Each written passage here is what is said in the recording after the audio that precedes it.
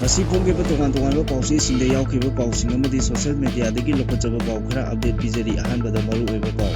Myanmar Juntagi airstrike the Mu Manga Sire Kaya Amana SOKLE, Pakistan gi paramilitary force ki ISQ the attack Satarapada, Akum Sire. Legal Thamba buffer zone IDP Singa Nonghaiduna Dolai Tabi Makaleka Yoxilure IDP Singa Munabada Irang Tokre, Police Gari Tarahena Guide. Manipur Kuki Taba Mokon Singa Lengang Thamba buffer zone Sing Lansilakuna Meitei Changlk Labadi Madubu Ngakuk Maba KHUT THANABA Kuki Sing Semba Saba Loikre. Manipur da Housing Wadiba Pibu Masida any Kuki tribe CSD list the Lokopodi Tabak Amata Paikatana Lady Haina Ministry of Purokli. Mizoram the Sansilakwa Myanmar the Gimu Lising Taranipal Biometric Nona enrollment Tokre. Ramesorna NPP gi Legislative Party gi Lusinga Oiragani. Democracy da State Emergency Natraga President role gi Mafam Laite Haina NG Yaina Pungoli. Angol View Hospital da NE da Hanba Oina. EECP Sijinaba Hogre. Daily the Lupa Kuro Sunny Humpuni gi value Ogadaba methamphetamine kg Sahum Kumapan Pagapangamle. English in Nitrama Palda rural road connectivity Gamari Lenana Center na Yamlaba Sempam Tada Rakrabasu Tabak Toba Mandre Pulapadagi Opium Hare Shanghai Film Festival Lisingani Kun Manga Hodukre Filmasi Kunaigi Mamini Haina Ice Gyan Prakasna Hungokre Hauzik Pau Sandong Pizari Myanmar da Junta Lanmi Singna Kereni State ki Pasong Township ki Mochi de Leba Tongan Mapam Ohumda AIRSTRIKE Chatabada Miyoi Manga Hatpige aduga Miyoi Kaya Amana Asok Apan Nanghankre Hari Mapam Madudagi Khunja Singna Phongdorokpagi Matung ina Ngarang Ayuk Myanmar Junta Lanmi Singna Fighter Jet Sijinaduna Mochi gi Mapam Ohumda Bomb Thadaduna attack adu chathakibani Hari Ayuki Lesil Thabagi Khudong Chaba Loduna Myanmar gi Junta Lanmi Singna Nongthaktagi AIRSTRIKE adu chathaduna Manga adu hatkibani loinana kaya amana asok apan nangan kibani hairi attack aduda junta lanmi singna mapangan kallaba bom mari rom thadarakuna misam sing adubu tamthina hatkibani amadi misam kaya amana asok apan nangan kibani hairi mafam madugi miyo singna phongdok kibada thodok aduda sikiba Migi Masing Hengalakpa Yana Lay Maramdi Asokpa Sing Masing Sapsana Kangba Ngamdri Pibam Luna Sokpasu Yaubana Junta Lanmigi attack aduda Sikraba Sing adu Nupa Ngaktani Hairi Junta Lanmina Bom Thadakiba Mapam adu Junta gi Mayokta Leba Ethnic Rebel Singa KHUT Thoknaba Mapam Amanati Haina Kunja Singi Maikaidagi Phongdorakli Peshawar leba Pakistan ge paramilitary force ki headquarters ta kulai paiba singna chatharakiba attack ta miyoi ahum sire frontier constabulary paramilitary force ki headquarter oriba defense complex aduda society bomber singna anirak hana attack chathaki haina writers ki report amana phongdorokli defense complex ki changpham da ahanba oina suicide attack chatharakar matungda compound adudasu amok hana attack chatharaki army amasung police yauna law enforcement personnel singna thodok thokpham gi akoibada thiba humba gi tabak chathari defense complex manungda hajiksu terrorist khara lairamba yai haina senior official amana phongdorokli paramilitary force ki headquarters oiba defense complex adu mi kungna taba mafam amada laibani hairi Manipur Lengang Sangai Festival Namduna Silubadagi internally displaced persons sing Irang Horakpaki Makat Chatarakpada Songbung Amasung Sajiwa Jail Mayada Hangba relief camp sing the Changjapam Loduna Ladiba Eco Sadu Yen Kongmang Amasung Dolai Thabina Singba internally displaced persons sing Horaktuna Dolai Thabida Morol Naina Ngaktuna Thamliba Buffer Zone Namkhaiduna Dolai Thabi Makalekai Fawba Changsilure Aikoi Isa Isu Sembak Ngamdre Aikoi gi Yumda Hanjarage Haiduna Horakpa Masing Yamlaba IDP sing adu khanghodana ayuki pung 12 rom tarakpada dolai thabida tunglaki IDP sing aduna makoi masagi yumda hanjabani mingonda khanaba hauba chatpanate aikoibu yumda leihalu aduga ngake hairabasu ngak senbiyu haiduna law khonglaga changlakpada Manipur Police amasung mafam aduda mathau tawduna leiriba Central Force singna thalaga thamki lambi thungna khariba buff wire sing adu namkhairaga masing yamlaba nupi singna buffer zone adu lansilakpa hauraki Kesper gari fawba kaduna makoi changsinba hauraki security force singna makoibu phana yamna kanna thingnana bahonaki adubu athingbadu miyam aduna namkhaiki mafam adudagi kilometer anirom changduna namduna changsinki aduga khuladu thadukuna lanjenakiba matamdagi amuk phawba changba ngamdana leirakiba dolai thabi makha lekai yoksilaki tanja aduda Imphal East District ki additional SP amana luchingba achoba force amasung mafam aduda thinglaki mahangna miyam adubu mafam adudagi Hangadabani Natragadi, Fu Horagani, Haina Laurakpadagi, Nakal Anigi Marakta, Yamna Kuina Charanga Bothoki, Miam Adu Dolai Tabi, Awang Lekai Fawa Changani, Haiduna Mugnaraki, Adubu, Pulisna Makoi Mayam Tatuna Tambadagi, Dolai Tabi, Lokolda Kumtharaga Chatnanaba Amuksu Honaraki, Madudasu Police Amasung Central Forcingna, Yamna Kana Atingba Piki, Tanza Aduda, Imphal East District SP, Masamaksu Laki, IDP Singadu, Mafam Madudagi Hananaba Fana Yamna Hairabadasu, Tarakdabadagi Security Forcing na tiar gas sel sing manam namba kapa horaki hana mafam aduda changsilamba miyam adu tiar gas sel sing adugi manam khangba ngamdabadagi chentok sauraba miyam aduda chentorakpada lambida leiramba central forcing amasung state ki gari sing nungna thomjinduna windshield glassing thugaiki di amasung mathak makha onthokpada natana mafam kayada akai atoi thoganki nakal anigi marakta muknabada miyoi mangarom soki asokpasing adu sagol mangda leiba sagol mang Primary Health Center da Pugatuna Laikanaki, Ngayaki Tunga Imphal East ki SP amasung additional SP na luchingba combined force ki kangbu amak khongna laktuna tiar gas sel sing kap tuna lambida leiramba miyoi pumnamak tankhaiba horaki police personnel sing aduna hospital mapa adumaktada leplaga tiar gas sel amak kapsinki sel adu hospital ki campus manungda tasinki amasung pokaiki maduna maram oiraga hospital da layengduna leiramba anaba mayam ama kappa launaba horaki adubu police sing adudi miyamgi mikap miracle sing adu amata fawba tadana tiar gas kap tuna khongna lambi aduda adum chatki IDP mayam amana makhogi yumda changnanabagi damak security gi athingba sing nam khairak tuna tanpham aduda kuki nupi mayam ama utup watup paiduna hana sunanabagi thorang tawba uki pangyam yamna laptaba mafam amadagi kuki gi miyai amana ngamlaga changlau Hatpige haina lauraki adubu police personnel sing amadi central forcing aduna lumna lobagi mahuta yumda hallage haina lakliba sing aduda oina onsilaki haire Lengangla thamliba buffer zone sing namkhaiduna karigumba Meitei sing changlak madubu ngakthoknaba khut thanaba kuki sing semba saba loikhre hari makogi translation amagi artha asumna pirakli security force na kuki gi village volunteer singa wari sanabada security force na kuki singda hai madudi nakhoi maningda khara halu aikhoi tawrage haiduna security force na kuki sing aduda thajaba piraki hari adubu kuki volunteer sing ready dedi lei hek henjilakpada kapkodabani haiduna pongdorakpaga loinana Meitei singna mayumda changnanaba irang hauringai asida Kongjang kana changsilingai charak asida kuki singna Kangpokpida emergency Laothokhre mafam aduda mikupna hom singna Meitei changlakpa thingnabagidamagda amadi Meitei changlakpada khut thananaba sem saba loikhre hairi State asida leiriba any kuki tribe ki kangbu sing schedule tribe ki list gi lothokadabani haina miyamna changsiliba khongjang asiga mari leinana RTI gi kuthangda hangkiba amada mari leinariba tribal affairs ministry gi maikei dagi manipur gi hojik oriba phibom asida masi gi thabak thorom amata paikhatpa tawdana thamli haina phongdokre ministry gi maikei dagi makhatana phongdokibada mamangda leiramba former chief minister N Birena luchingba BJP lenga ki matamda lisingani kulhumdoi gi February 3 da any kuki tribe asi category asidagi ST list dagi lothoknaba parliament ki approval ama mathau tabana masi mari leinaba ministry da thabak oina honabiu haina cabinet ki warep amaga loinana ministry da tharakhiba lei haukiba sahi lisingam chamapan yakai taruki parliament na hana manipur gi schedule tribe ki list da chalamba any kuki tribe haidiba category asi schedule tribe ki list dagi lothokrabani adubu sahi nifu taruki matung lisingani anida manipur da former chief minister o ibobina luchingba congress sarkar leingai matamda any kuki tribe haidiba category asi schedule tribe ki list da chalhanaba central government da aiba chiro thaduna tasilam khibagi matung ina parliament masigi ayaba piduna any kuki tribe asi ST list da chankhibani adubu chief minister N Biren gi sarkar lakraba matung any kuki tribe asi ST gi category dagi chalhanba asina yumthang nariba lebak sing dagi changsilakpa illegal immigrant sing masigi kudong chaba adu loduna leire loinana manipur da tholiba irang asigi maru oiba maramsu any kuki tribe haiba asina oibana hariba category asi ST list dagi lokthoknaba ministry da taksilakibani lisingani 19 ga october 18 da phongkiba manipur sarkar gi cabinet mifamna su any kuki tribe asi ST gi list dagi lokthoknaba warep lokhi makatana lisingani kulumdoi gi january 2 da phongkiba cabinet na su hariba warep asimak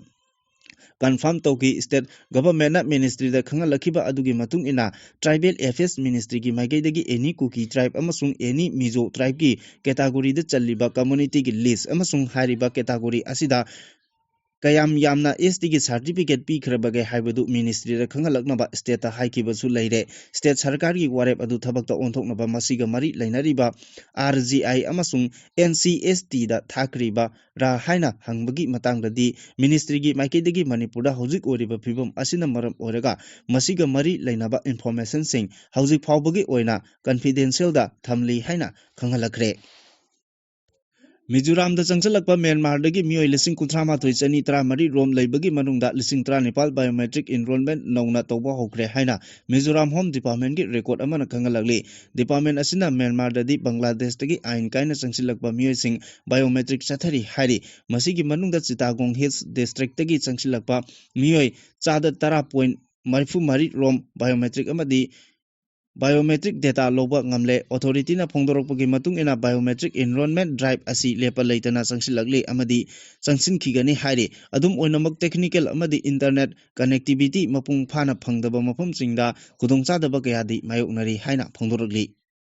National People's Party gi MLA Mayang Lambam Rameswar Meitei bu NPP Legislature Party gi lujingba oinanaba nominate tawkre Presna phongba pawgi matung ina Kaksing Assembly Constituency gi MLA M Rameswar na Khatrigau Assembly Constituency gi MLA Sheikh Nurul Hasan gi mahuta pham adu punanaba warep lawre haibaga loinana Manipur Legislative Assembly gi Speaker TH Satya Bratada NPP National President oiriba Korna K Sangmana aiba chero ama duna khangan kare speaker da tharaki bachirol adugi matung ina Rameswar bu legislative party gi lusingba oibada yenaba yaudana ayaba pire Rameswar na hanagi legislature party gi lusingba Sheikh Nurul Hasan gi mahut singadabani maduda natana Wangoi Assembly Constituency gi MLA KS Loke na NPP gi chief whip oina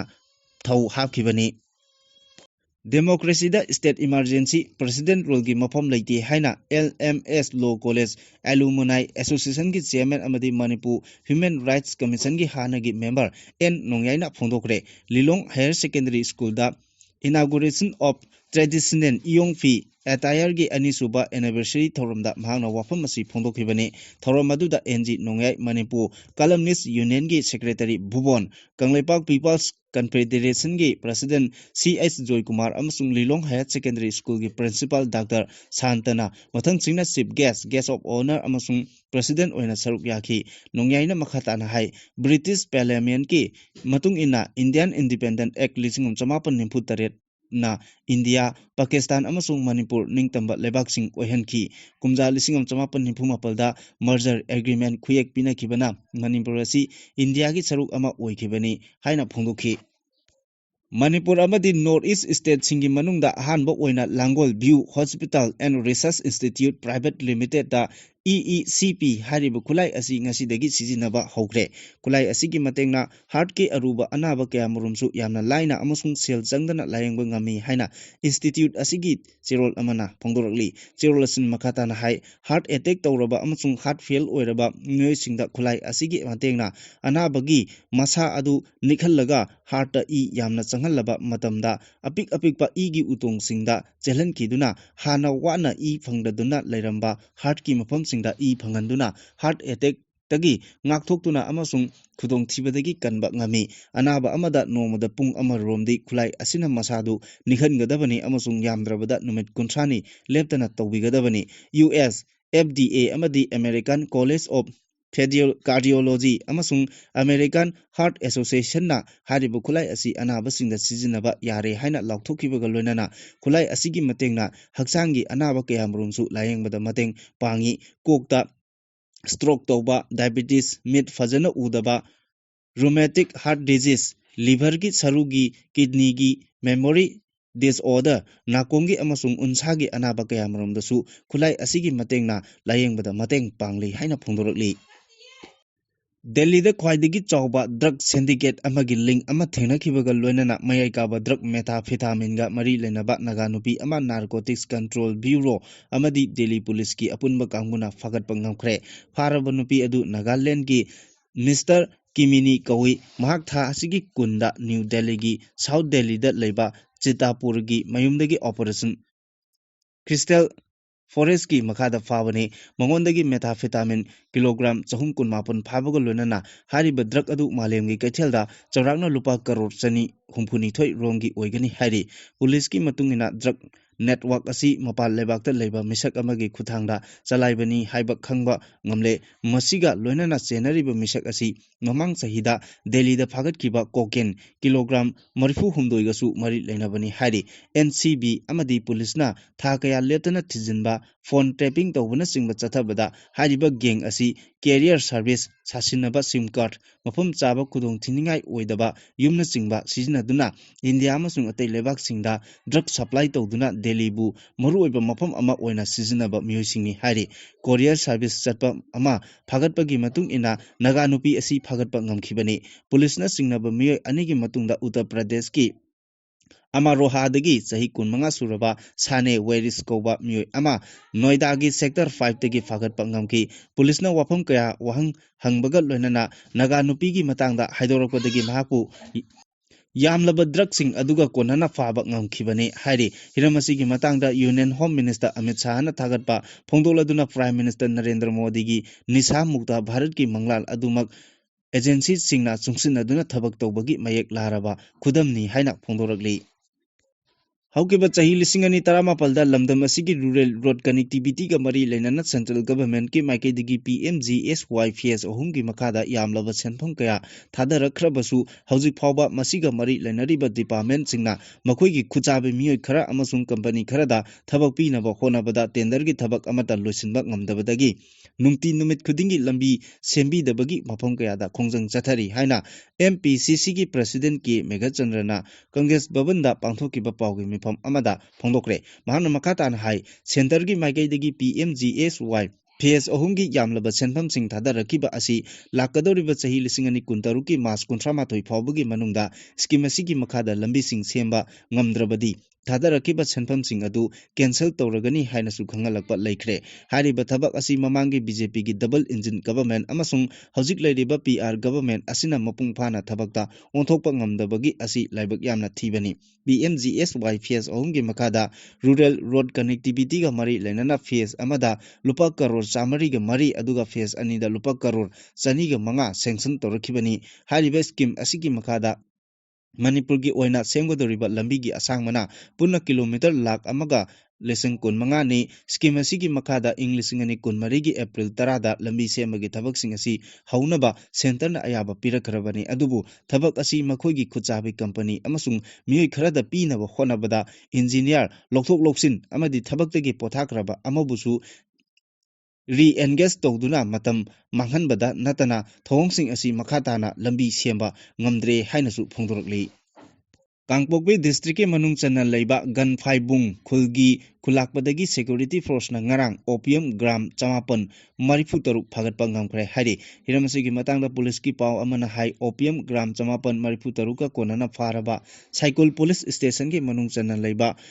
gan phaibung khulgi khulakpa adugi maming lonkho hau kipgen kawi mahak sahi nipum doirom sure hari mahak Kangpokpi gi police station na konba bamo khuldagi security force na opium sing aduga konana phabani haina pawosina makhatari atoba police ki paw amagi matung ina security force na heroin powder gram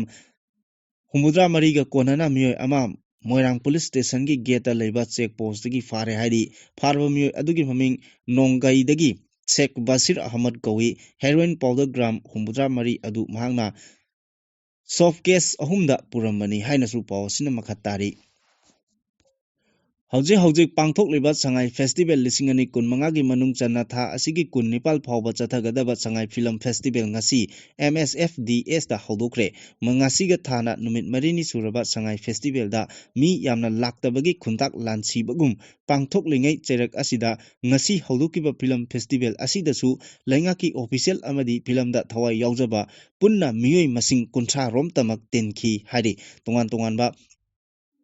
Maikei kayadagi IDP singi awaba yengduna sangai festival boycott torokpa amadi miyamna yengba laknakhidabagi mami adumak ngasigi film festival asi hawdokpadasu chauna taki hawdokpa numit aduda festival gi ahanba film oina aribam Syam Sharmana direction piba lisingama chamapan maripudra humdoigi award kaya phangkraba maming leiraba documentary film Orchids of the Manipur Utki Pangthokliba Film Festival asida ngasigi adugumba babok laktrabadi mapung phaba festival ama oigadoribara haibasi achokbo wahang oiri Palace Compound da leiba MSFDS ki auditorium hall da pangthokiba tare suba sangai film festival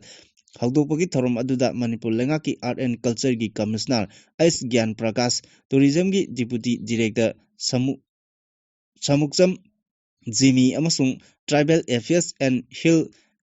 Horticulture and Science ki Joint Secretary Dayal Juli Nalna Mithunglen Singh oina saruk yaki Thoromaduga Mari Lenana Manipur Lengaki Art and Culture ki Commissioner Ais Gyan Prakashna Phongdokibada Hana Laikhraba Ariba Film Sing Nongna Restore amasung digitalize tawduna kapa asimak yamna apaba khongthangni Haujiki Mirolna Yengba Phangdriba Film Sing adu yengduna matam amada film amadi khunai gi phibam karamna tawrami haibadu khangba ngamgani film asi khunai gi mamini matam aduda laikiba khunai gi phibam adu hakthengna natraga nakoinana adumak utli wangang sangangdagi hawduna phirol phawba adumak taklibani matam asigi angangsingna yengduna aikhoigi khunai asi karamna lairami haibadu khangba ngamgadoribani Makha tarakpa pauda editorial kalamdagi machangoiba pau amuk lokhotchari ahanbada irang amagi mathangda ama Manipurgi miyam tangdu leitana hingba punsi mahing haibadu oidaduna leirakpa phanak kusilakle hojik IDP singna masagi yumda changjarage haiduna akanba khongjang ama lakli masi mayamsu yafam thui IDP singna masagi yumda changjaduna ne taba punsi pamlakpadagini adubu ngak senba haibasina security force singi mathoni security force singna miyamgi punsibu kanba miyamgi lanthum ngak senbasi mathoni adubu madu tahoidaba wani PR lengak leibanina tawgeda tawba ngamgadabani adubu handaki PR lengak asidi maya ithau thaude PR lengak su center gi yaka yenglaga thabak tawi haina lawi phana yamna miyamna laujarabasu PR lengak ngasina karisu tabidre state asida irang amagi mathangda irang ama thokpa haibasi thoktunata lakli hojik lakliba wafam amana Manipurda tangdu leitaba leire haiduna sangai festival pangthokli tangdu leitaba leire haiduna sangai festival pangthoklabanina irangna maram oiduna lanjenaduna leiriba IDP sing mayumda hanjinjarage hairakpada masana yapum thokpani IDP singsu yumda hanjanbasu ngamdaba pangthokliba sangai festival su pamliba pandam mai pangna pangthokpa ngamdaba asi lengaki thoksil soibadagini hainingi lengakna ngammi haibagi matagum makhoigi mayokta thabak tawbadi mai pakpa haibadu oigande haibasi thabak ama tawbada tawdringaida khantha haugadabani madubuni lengaklol haiba haibadu adubu madudi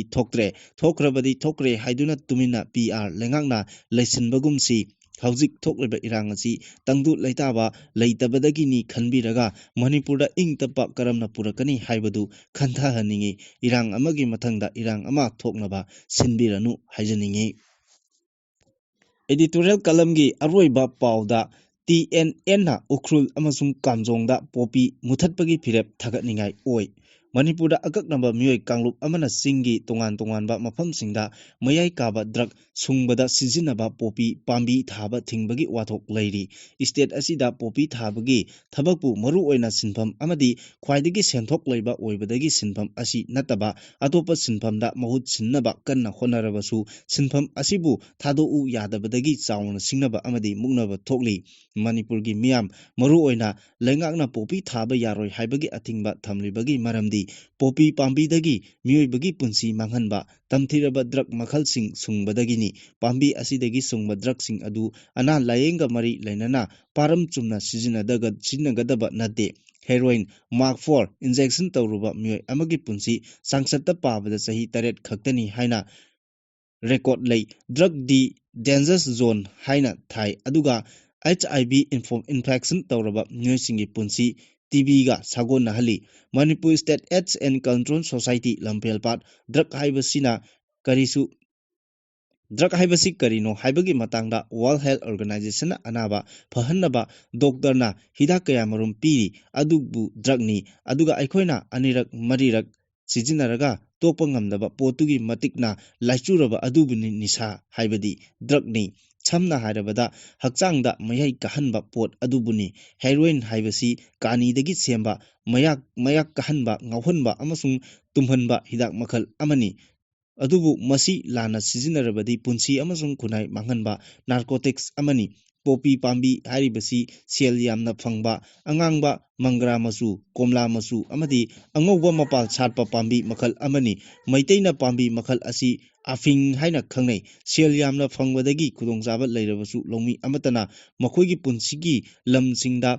pambi asi paksana thanade popi pambi khawbagi makhal asi noma khaktada loigadabani thaba tarabasu mathau taba adu khakki oina mamingtagi akaknaba adu tamak thaba tai mayai kaba drug pambi asi lokpa matamda sahi 15 gi makhada leiba angangsing sijinaba yade pambi asida chatpa leising adu mapung pharakpa matamda manaktagi changluba miyoi adu ngaugalli haiba asini pambi asidagi kani heroin na chingba drug makhal kaya sungbada sijinai popi pambi thabagi matangda malengi lebak kaya da wathok lanthok oina kibadagi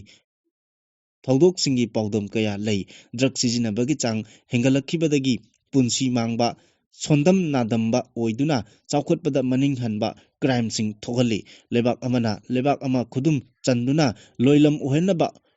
oina pambai oina drug ki lal narcotic warfare chathaba leiri India ge aroiba ngamkhai oiriba Manipur yauna awang nongpoki state oiriba popi thaba drug sungba amadi lalonbagi wathok mayoknari masigi manungda Manipurda khwaidagi chawba wathok leiri lengakna popi thaba drug yonba thingnaba war on drugs ki khongjang illegal immigrant changlakpa thingba khandokpa amadi mitop singna khunda leitar sinbagi anoba khul semba thingnaba thaurangsing lokutlubagi mayokta mokhoi singida oiba tokhaiba lengak semnaba demanda landarakhibagi loikham naidaba wathok mayoknariba asini Manipur lengakna popi thaba madi drug lalonba mayoknariba ngamdana leiriba asida mateng pangnabagi damak tangkhul nagalong na luchingba Committee on Poppy Eradication